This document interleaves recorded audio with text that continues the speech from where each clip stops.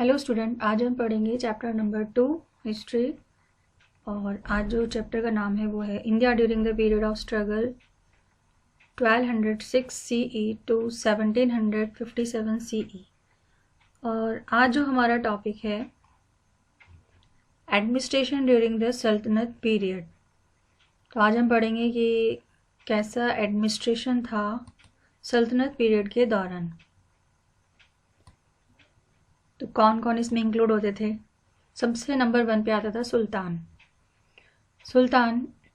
The tradition of giving the title sultan was started by Turkish ruler. और ये जो परंपरा थी टाइटल देने का सुल्तान का, ये स्टार्ट किया था तुर्किश रूलर्स ने इसको स्टार्ट किया था सुल्तान की पदवी देने का या टाइटल देने का। Mohammad Ghaznavi was the first ruler to gain the title of sultan. और मोहम्मद गजनवी ये पहले रूलर थे जिनको टाइटल दिया गया था सुल्तान का। तो अगर आपसे पूछा जाए सबसे पहला कौन सा रूलर था जिसे सुल्तान का टाइटल दिया गया है, तो वो है Mahmud Ghaznavi. The entire power of the kingdom used to be in the hand of sultan. और जो सारी शक्तियाँ होती हैं राज्य की वो सुल्तान के हाथ में होती हैं। He was a chief justice, वो चीफ जस्टिस होता है, and political and religious commander है इन एब्सोल्यूट टर्म। अगर एब्सोल्यूट टर्म में देखेंगे तो वो ही सब सर्वे सर्वा है, चीफ जस्टिस भी है, पॉलिटिकल और रिलीजियस कमांडर है। It was expected from sultan that they adhere to advise given by ulemas. और ऐसा एक्सपेक्ट किया जाता है सुल्तान से कि वह उलेमास जो भी एडवाइस देते हैं उनको माने, उन उलेमास के एडवाइस के अकॉर्डिंग ही वो काम करे। देन सुल्तान के बाद आते हैं एमिर्स। एमिर्स जो होते हैं वो एरिस्टोक्रेट्स कहे जाते हैं इनको। The emirs use the influence the power of sultan. और जो एमिर्स हैं वो सुल्तान के पावर का जो प्रभाव है उसको यूज करते हैं,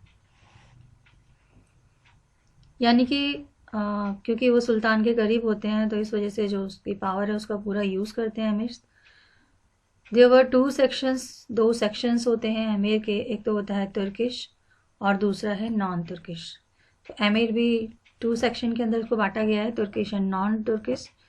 during the rain of Iltutmish के शासनकाल के दौरान 40 एमिर्स वॉज कॉल्ड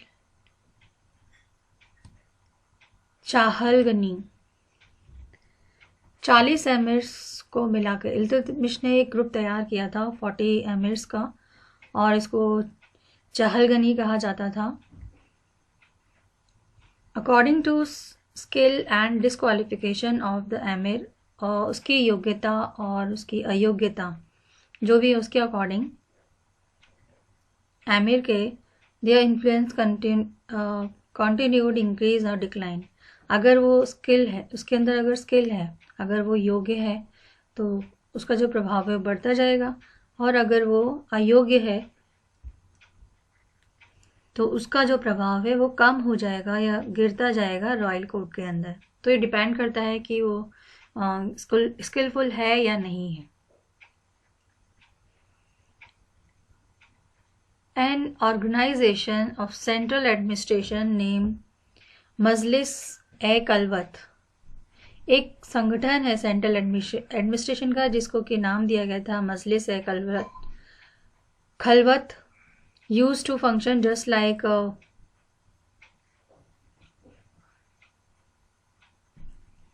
काउंसिल मिनिस्टर। तो जो मजलिस ए खलवत है ये काउंसिल ऑफ मिनिस्टर के जैसे काम करता है, और इसके 4 कंपोनेंट्स होते हैं। यानी कि मजलिस है खलवत के 4 पार्ट हो गए, वजीर, आरिज मुमलिक, दीवान इंशा एंड दीवान रियासत।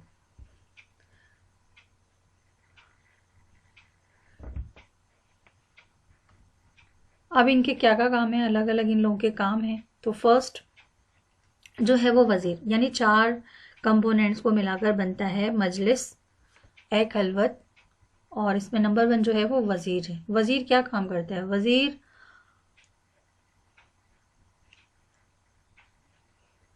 को दीवाने वजारत भी कहते हैं। वजीर को दीवाने वजारत भी कहते हैं। ऑफिस जो है वजीर का, उसको दीवाने वजारत कहा जाता है।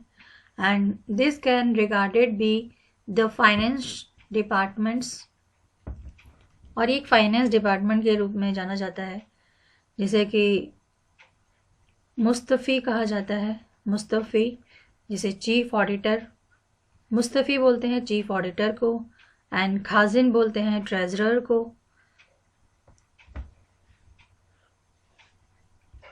ट्रेजरर मतलब होता है कि खजांची, और मजामदार बोलते हैं अकाउंटेंट को। तो फाइनेंस डिपार्टमेंट है, फाइनेंस डिपार्टमेंट के अंदर काम करने वाले सारे लोग हैं। मुस्तफ़ी है जिसे चीफ ऑडिटर, और खाजिन जिसे ट्रेजरर कहा जाता है, एंड मजामदार अकाउंटेंट है।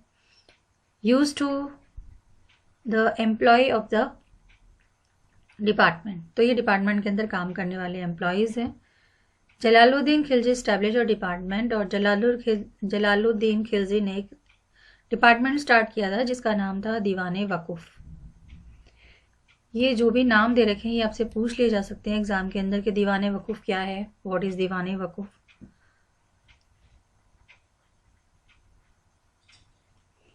तो इसमें आपको बताना है दीवाने वकूफ़ किसने स्टार्ट किया है। तो ये जलालुद्दीन ने इस्टेब्लिश किया था, जिसका नाम था दीवाने वकूफ़। और अलाउद्दीन ने इस्टेब्लिश किया था एक डिपार्टमेंट जिसका नाम था दीवाने मुस्तखरस। तो अलाउद्दीन ने जो डिपार्टमेंट इस्टेब्लिश किया था उसको दीवाने मुस्तखरस कहा जाता है, और खिलजी ने जो इस्टेब्लिश किया था उसको दीवाने वकूफ़ कहा जाता है। These came under the finance minister, और ये सभी फाइनेंस मिनिस्टर के अंडर में आते थे। मोहम्मद तुगलक स्टैब्लिश दीवाने आमिर कोही, और जो मोहम्मद तुगलक था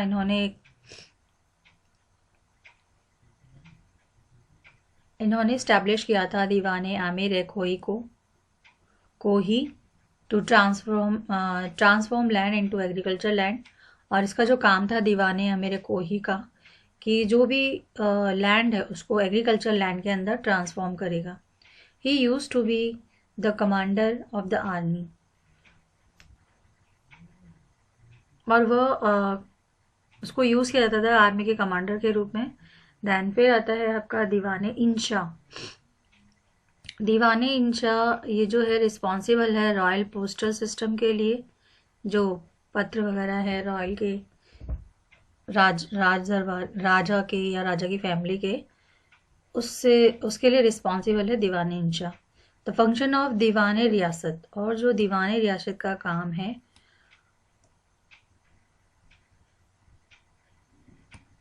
वो एक फॉरेन मिनिस्टर के रूप में है।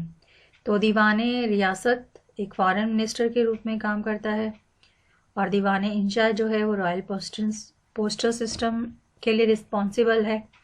एंड सदर सुदर इसको यूज़ किया जाता है head of the religion of department, कि ये जो है सदर सुदर ये हेड है रिलीजन डिपार्टमेंट का। And this had a separate treasury, और इसकी अलग ही ट्रेजरी, इसका अपना ही अलग खजाना होता है, सेपरेट है। In which the money which was derive from zakat, और इसके अंदर जो पैसा आता है ज़ाकत से कलेक्ट किया जाता है। Zakat was collected. फिर आता है Qazi ul Quzat. Qazi ul Quzat was establish under judicial department, और इसको स्टैब्लिश किया गया एक जुडिशल डिपार्टमेंट के रूप में। While Barid Mumalik was a department of information, और जो बरीड मुमलिक है ये एक इंफॉर्मेशन डिपार्टमेंट है। There were 6 employees to handle the court and palace related matter, और 6 जो एम्प्लॉयज हैं जो कि कोर्ट को हैंडल करने का काम करते हैं, कोर्ट के अंदर जो भी काम है उसको मेंटेन करने का काम करते हैं। And place and palace related matter, और जो महल से रिलेटेड जो भी मैटर है इनको सॉल्व करने का काम करते हैं। तो ये 6 इन्होंने एम्प्लॉयज़ अपॉइंट किए थे जिनका काम था कोर्ट से रिलेटेड काम करना और महल से रिलेटेड काम करना। और ये जो 6 लोग थे वो थे बाकिर हैदर, बरबक, आमिर आजिफ, आमिर सीकर, आमिर मजलिस एंड सारे जहंदर। तो ये जो 6 लोग हैं इनको स्पेशली रखा गया था कोर्ट से रिलेटेड काम के लिए और महल से रिलेटेड काम के लिए, पैलेस से रिलेटेड काम के लिए। The sultan periods can be considered as a relative military, और जो सुल्तान पीरियड है उसको ऐसा माना जाता है कि ये मिलिट्री से रिलेटेड और रिलीजियस पॉलिटी से रिलेटेड पीरियड था। यानी इस समय मिलिट्री को मेंटेन किया जाता था या रिलीजियस पॉलिसीज वगैरह बनाई जाती थी। द बूटी विच was derive from at war time, बूटी मतलब होता है युद्ध में जीता हुआ खजाना। तो जो भी युद्ध में खजाना जीतते थे उसको बोलते थे खाम्स। तो खाम अगर पूछ लिया जाए व्हाट इज खाम्स, तो खाम क्या है? खाम एक बूटी है।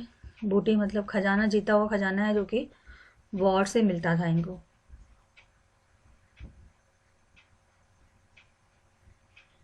Provincial administration resemble the central administration system, और जो प्रोविंशियल एडमिनिस्ट्रेशन सिस्टम है वो सेंट्रल एडमिनिस्ट्रेशन को चलाने का भी या इसके अंदर ही मिल जाएगा तथा इस सिस्टम के अंदर ही। The head of the provinces were called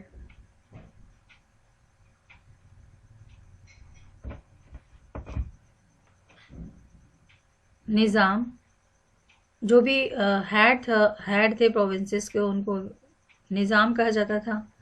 the provincial head were appointed by the sultan, और जो प्रोविंशियल हेड था वो अपॉइंट किया जाता था सुल्तान के जरिए। एंड सिख क्या चीज़ है? Shiq used to be revenue officer in the districts, और जो सिख है वो एक रेवेन्यू ऑफिसर है डिस्ट्रिक्ट का। From 1206 to 1526 CE, frontier of Delhi Sultanate empire continued to extend or decline according to the power of ruling sultan of that time। और अपने सीमाओं को बढ़ाना या वो सीमाओं का घटना ये डिपेंड किया करता था कि उस समय का सुल्तान की पावर कैसी थी या सुल्तान कैसा था, इस पर डिपेंड होता था किसी भी सुल्तान का जो फ्रंटियर है उसका बढ़ना या कम होना। तो ये तो सारा मुगल एडमिनिस्ट्रेशन था। मुगल एडमिनिस्ट्रेशन के अंदर पूछा जाता है तो ये जो मेन नाम है इनको आप लिख लेंगे और इनको याद करेंगे। वो कौन सा डिपार्टमेंट है, किससे रिलेटेड है वो कर लेंगे, और बाद में तो आप अपने मन से भी लिख सकते हैं। तो ये मेन चीज़ था कैसे चलता था department.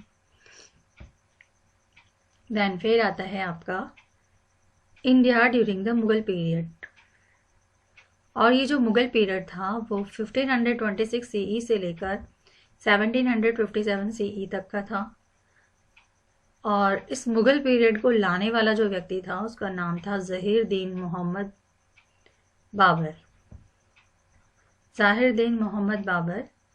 Babar establish the Mughal empire, Babur ने ही मुगल एम्पायर को स्टैब्लिश किया था इंडिया के अंदर 1526 CE के अंदर, जब उन्होंने इब्राहिम लोदी को हराया था फर्स्ट बैटल ऑफ पानीपत के अंदर। ये फर्स्ट बैटल ऑफ पानीपत ये बहुत इम्पॉर्टेंट और फेमस लड़ाई है जो कि बाबर और इब्राहिम लोदी के बीच में हुई थी 1526 में, और जिसमें जो इब्राहिम लोदी था वो हार गया था और बाबर था जीत गया था। और इसी लड़ाई के बाद से ही बाबर ने इंडिया पर कंट्रोल करना स्टार्ट कर दिया, और या हम कह सकते हैं कि इंडिया के अंदर मुगल पीरियड स्टार्ट हो गया था। ही वॉज अ तुर्किश मुस्लिम, बाबर जो था वो एक तुर्किश मुस्लिम था। एंड तैमूर डिसिडेंट, और जो तैमूर था उसका वंशज था। along with his connection with Chagatai Turkish clan, हालांकि इनका जो कनेक्शन था ये चुक्टा तुर्किश क्लान से रिलेटेड था, यानी इससे संबंधित था। He was also associated with the clan of Mongolian, और साथ में ये मंगोलियन क्लान से भी जुड़ा हुआ था। Mongolian commander in chief Genghis Khan, और इनकी जो माता थी वो मंगोलियन कमांडर गंगीज खान की डिसेंडेंट थी।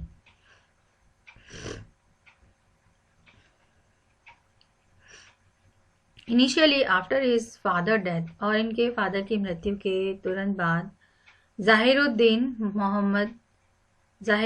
Mohammad Babur ascended the throne. जो बाबर थे वो गद्दी पर बैठे of Fergana with the title of बादशाह, फरगाना के अंदर बादशाह के टाइटल के साथ।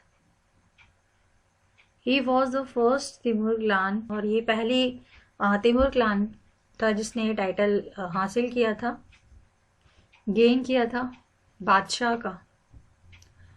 इन खनवा 40 किलोमीटर अवे, और खनवा के अंदर 40 किलोमीटर की दूरी पर आगरा से एक लड़ाई हुई, एक बैटल हुआ जो कि हुआ था बाबर और राणा सांगा के बीच में इन मार्च 1527 में। Babur fought this battle using tulughma strategy, और इन्होंने तुलगुमा स्ट्रेटेजी को यूज करके इस बैटल को लड़ा था। एंड गेव द स्लोगन, और इन्होंने एक स्लोगन दिया था जिहाद का। आफ्टर स्टैंडिंग विक्टोरियस, और जीतने के बाद Babur gain the title of Ghazi, फिर बाबर को टाइटल दिया गया गाजी का जब वो ये लड़ाई जीत गए थे। कौन सी लड़ाई? जो कि राणा सांगा और बाबर के बीच में हुई थी, और उन्होंने इसी लड़ाई के अंदर जिहाद का नाम दिया था, और इस लड़ाई को जीतने के बाद उन्हें टाइटल दिया गया गाजी का। इन 1528 CE बाबर डिफीटेड मेदिनी राय, बाबर ने मेदिनी राय को 1528 CE के अंदर हराया था चंदेरी की लड़ाई में। तो अगर आपसे पूछा जाए चंदेरी की लड़ाई कब और किसके बीच में हुई थी, तो बाबर और मेदिनी राय के बीच में हुई थी 1528 के अंदर। और उसके बाद बाबर ने 1529 के अंदर Afghans in the battle, Afghan के साथ लड़ाई लड़ी थी, और जो लड़ाई थी वो थी बैटल ऑफ घाघरा। घाघरा जगह का नाम है, और जगह के नाम से ही बैटल का नाम पड़ जाता है। तो घाघरा के अंदर लड़ाई थी, तो उन्होंने इस बैटल का नाम रख दिया बैटल ऑफ घाघरा। और ये जो लड़ाई थी वो बाबर और अफगान्स के बीच में हुई थी, जिसमें बाबर ने अफगान्स को हरा दिया था। Babur died on 26 December, Babur की मौत हो गई 26 दिसंबर 1530 के अंदर। And he was buried in Rambagh, और इनको दफना दिया गया रामबाग के अंदर in Agra, on the bank of river Yamuna नदी के किनारे पर इनके लिए कब्र को दी गई, और वहां इनको दफनाया गया आगरा में। Later he was buried in Kabul, और उसके बाद इनको काबुल ले जाया गया, क्योंकि इनकी आखिरी विश यही थी कि ये इनकी जो समाधि है, या इनको जो दबाया जाए या इनको बरीड किया जाए वो काबुल के अंदर होना चाहिए। इनका दबाने से रिलेटेड जो भी काम है वो काबुल में होना चाहिए। तो पहले इनको आगरा के अंदर बरीड किया गया, उसके बाद फिर इनको वहां से काबुल में ले जाया गया, जैसा कि ये चाहते थे। Babur had composed a book, Babur ने एक किताब लिखी जिसका नाम था बाबरनामा, और Tuzuke Baburi in Turkish language अंदर लिखी थी। This book is a record of his duty, ये जो किताब थी ये रिकॉर्ड था उनके डेली लाइफ के अंदर वो क्या काम कर रहे हैं। लेटर अब्दुल रहीम खाना, और उसके बाद जो अब्दुल रहीम खाना थे, translated this book into Persian language, इन्होंने इस किताब को ट्रांसलेट किया पर्शियन लैंग्वेज के अंदर। तो ये तो था ज़हीरुद्दीन बाबर के बारे में, किस तरह इन्होंने सबसे पहले लड़ाई लड़ी बैटल ऑफ पानीपत, जो कि इब्राहिम लोदी और बाबर के बीच में हुई थी, जिसमें कि बाबर ने इब्राहिम लोदी को हरा दिया था, और ये लड़ाई 1526 के अंदर हुई थी।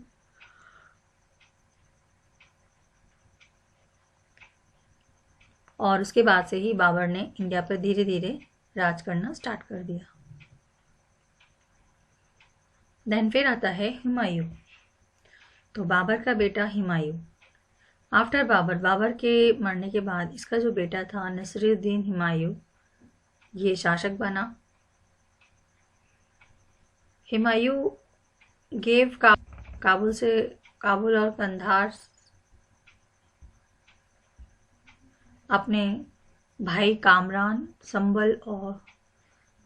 को दे दिया। संबल जो था वो अस्करी को दे दिया। तो काबुल और कंधार, अलवर मेवात, ये जो दोनों थे ये इन्होंने हिंदल को दे दिए। एंड बदाख्शन रीजन जो था वो इन्होंने अपने कजिन, इनका जो कजिन था सुलेमान, इसको। हुमायूं ने एक नया छोटा सा टाउन बनाया जिसका नाम था दीन बन्ना। ये हुमायूं का बसाया हुआ कस्बा ही है दीन बन्ना।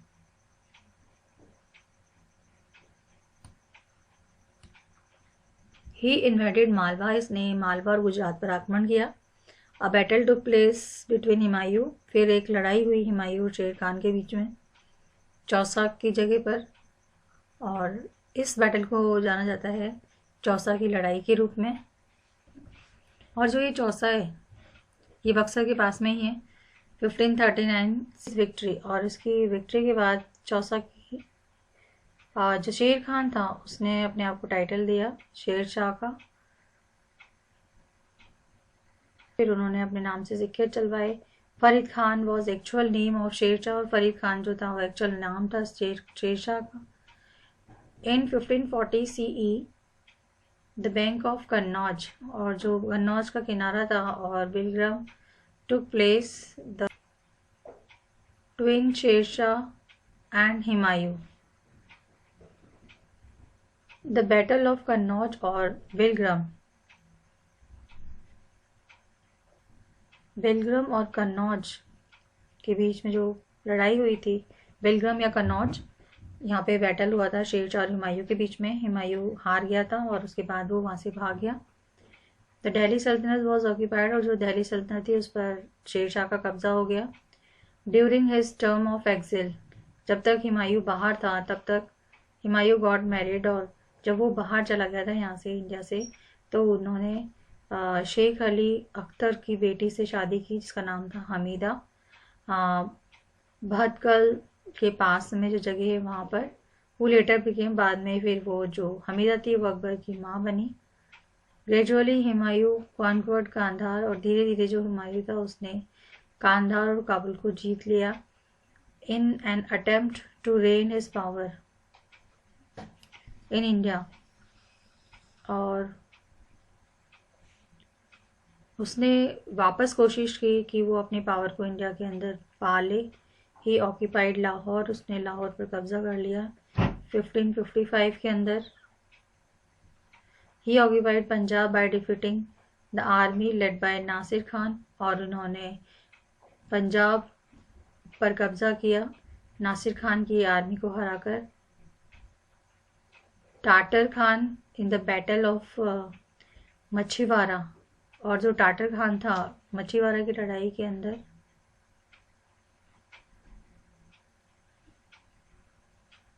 ये हार गया। एंड इन जून 1555 के अंदर उसने हराया दोबारा से अफगान्स को सरहिंद के पास में। The Afghans were led by Sikandar सूर, और जो अफगान्स थे वो सिकंदर सूर की तरफ से थे। And the Mughals were led by Bairam Khan, यानी अफगान ने तो सिकंदर सूर को भेजा था और मुगल्स ने बैरम खान को भेजा था। आफ्टर दिस, इसके बाद जो हुमायूं था वो गद्दी पर बैठा दिल्ली के। And for second time 23 July 1555 के अंदर, बट आफ्टर शॉर्ट टाइम, लेकिन शॉर्ट टाइम के अंदर 24 January 1556 CE he suffered a major injury, और उनको काफ़ी इंजरी उनको चोटें लगी काफ़ी। हुमायूं को, क्योंकि जब वो अपनी लाइब्रेरी की सीढ़ियों से उतर रहे थे तो उनका पैर स्लिप हो गया और जिससे इनको काफ़ी चोटें आई, जो कि दीन पनाह के अंदर सिचुएटेड थी लाइब्रेरी, और उन चोटों की वजह से उनकी मौत हो गई। Humayun used to be under continuous influence of opium. इसके अलावा जो हुमायूं था वो अफीम का नशा किया करता था। ही बिलीव इन एस्ट्रोलॉजी, और उसको एस्ट्रोलॉजी पर विश्वास था या एस्ट्रोलॉजी को मानता था वो। Therefore he had formed a rule wearing cloth, और इसी वजह से उसने ये एक नियम बनाया था कपड़ों से रिलेटेड कि 7 दिन अलग अलग कलर के कपड़े पहनेंगे एक हफ्ते के अंदर। तो ये तो था सारा आपका हुमायूं के बारे में। अब जो सूर एम्पायर है इसके बारे में हम नेक्स्ट वीडियो के अंदर पढ़ेंगे। तब तक जो पढ़ा है उसको पढ़ना है। Okay bye, have a nice day.